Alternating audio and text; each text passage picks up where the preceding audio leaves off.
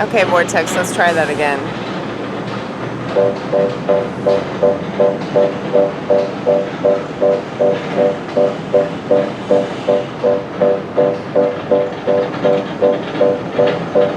I've been working on this song for a while. I don't really have many lyrics to it, just a few. But it's pretty simple. It goes something like, system, system, everybody says fuck the system, while they partake in the system, that very system, that very system, that very system, that very system.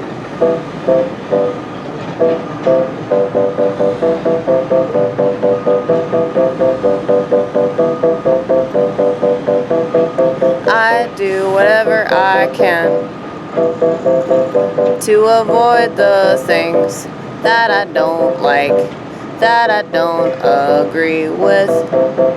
And I wish that my fellow man would do the same, but they won't. They just complain about the system at hand. But then you look at what's in their hand. The system, the system, the system, the system, system, the system.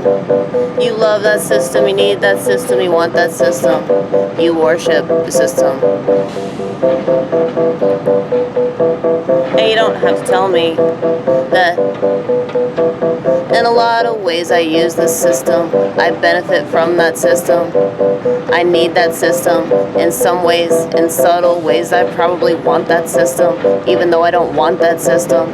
I don't want to want that system.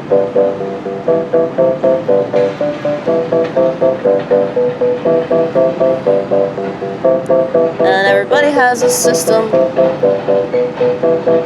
whether they admit it. And my political philosophy that very few know about because it's the only one that actually works. Agorism, baby. It's all about checking yourself out of the system in any way that you can.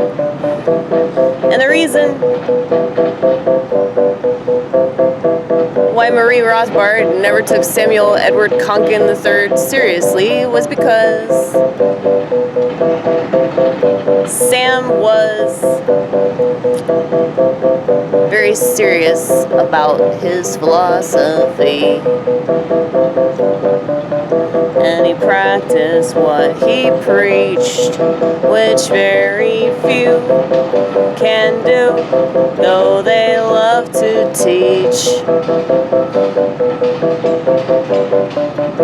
Well, I can teach you how to do what I do and how to not do what I don't do. But I think it would scare you, the idea of being true to your spiritual self. Everybody runs away from that. And I reckon that it probably has a lot to do with this fear of really understanding that you're not as cool as you think you are, and all the stuff that you're subjected to allows you to keep living in this fantasy, putting yourself on a pedestal, thinking you're so much better than everybody else, doing the same exact thing. System, system. Everybody says, fuck the system, fuck the system, fuck the system, fuck the system. You are the system. You love the system. You want the system, need the system, worship the system. You ain't gonna rock the system. You ain't gonna top the system. Or for you, what would the system do? Well, they'd find another one that was just like you, to do exactly what you do. System, system, system, system. Everybody says, fuck system, fuck system, fuck system, fuck the system, fuck the system.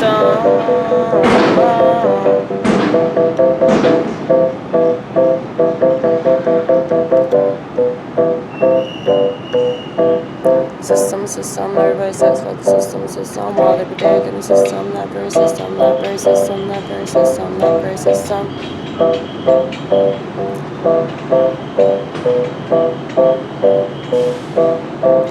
And everything that they sell everybody, I can't help but think to myself, now Amy, is it just me, or do they want to kill us?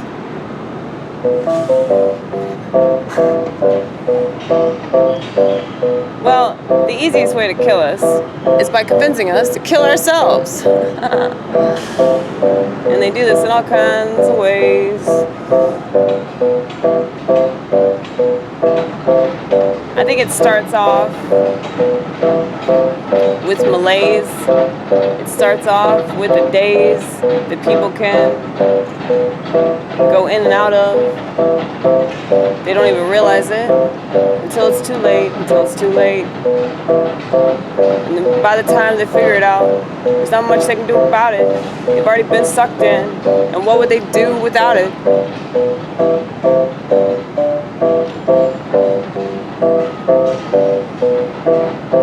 Because I know plenty of people, they say, Amy, I'm so jealous of you and the way that you live your life. It's so interesting. And I say, well, you don't have to be jealous, but I think that they've lost confidence in themselves. They can't live without the things that they hold so dear. And I wish it didn't have to be that way for them. I wish that they could figure that out, but it's pretty clear that society's a lost cause. If you think that you can't live without these phones that we didn't have 20 years ago, it's a lost cause, it's a lost cause, it's a lost cause.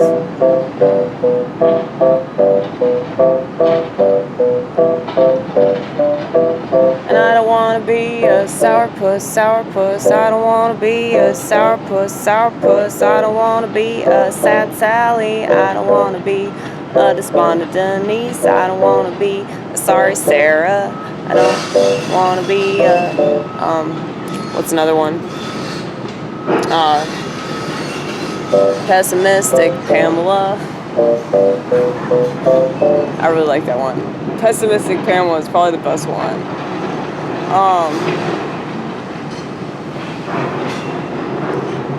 Well, we just came up with like different names for different adjectives.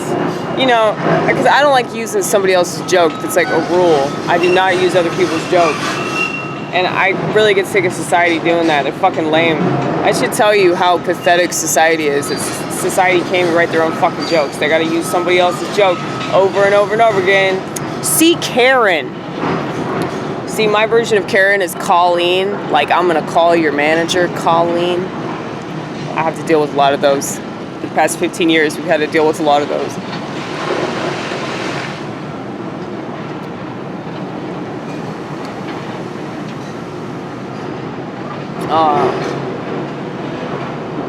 But no,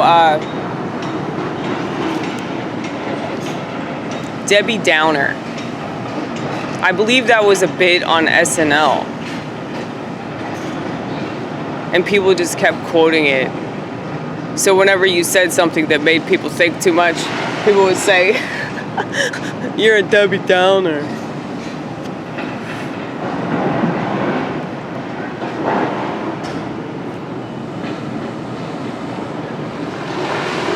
So, same concept, but I added to it, and it's very creative. And that's just fun anyway, to come up with, you know, negative adjectives based off of particular names. That's just a fun little task. See, I do that a lot, where I come up with like concept jokes, where it's a very elaborate joke. Very simple, yet very elaborate at the same time. And I think any good joke should be that way. Very easy for people to understand, but there's a much deeper seated idea behind it. See, I don't think that many comics right now think outside that box, because they're too busy thinking that they have to keep their material in this little tight space in order to be taken seriously by people that book comedy shows. See, I don't want to get booked at a comedy show if I have to like dumb down my material, which is like what I've had to do at the mics, man. I don't even want to do that at a 4-minute or 5-minute open mic. You know, I can't even imagine doing that at an actual comedy show. That's why I do comedy shows at this bar.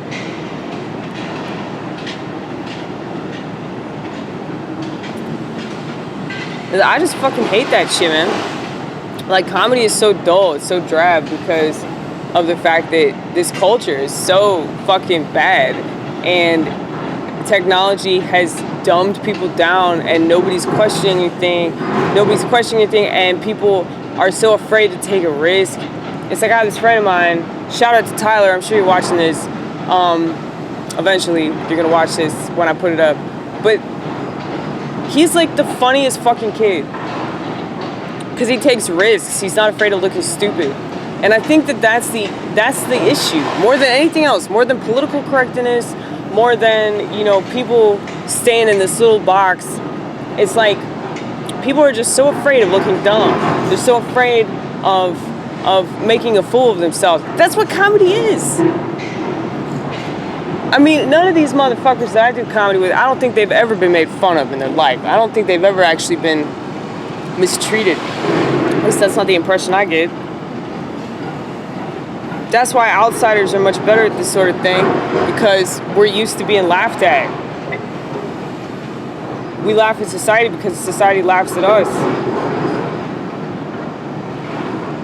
Like, there are too many people I do comedy with that look good, you know? They look good, so they feel like they have to sound good. No, man. I don't want to be fascist about this whole thing, but I kind of do.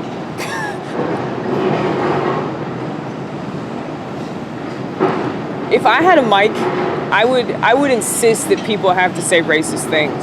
I would insist that you have to, like, say the most politically incorrect shit. In order to get on my show, you would have to prove yourself worthy by just saying really fucked up shit.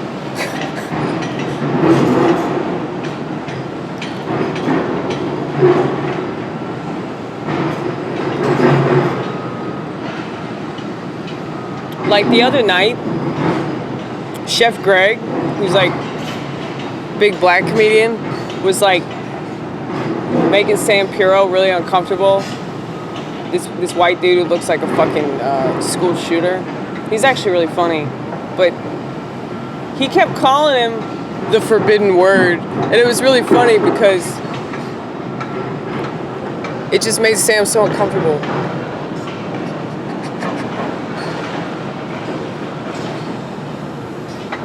But it was hilarious, man. Like, making people uncomfortable like that, that's what it's all about. Pissing people off, that's what it's all about. You know, like me and Tyler, like, piss people off at Steak and Shake all the time. Because we're just so ridiculous. And, you know, the people we work with are like, dude, not everything is a joke. Not everything is a comedy show. It's like, why the fuck not? I think that you're looking at life all wrong. Like, you don't want to have fun. You don't want to have a good time.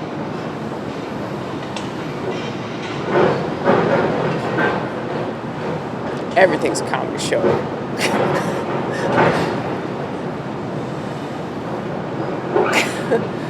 No, this dude I'm talking about, like, he put a bag over his head and was like, I'm a baghead. I'm like still thinking about that. It's like, it's so funny, man. It's so dumb. That's why it's funny, because you're making an ass of yourself for the purpose of making somebody laugh. Like, that's what it's about. Comedy is a sacrifice.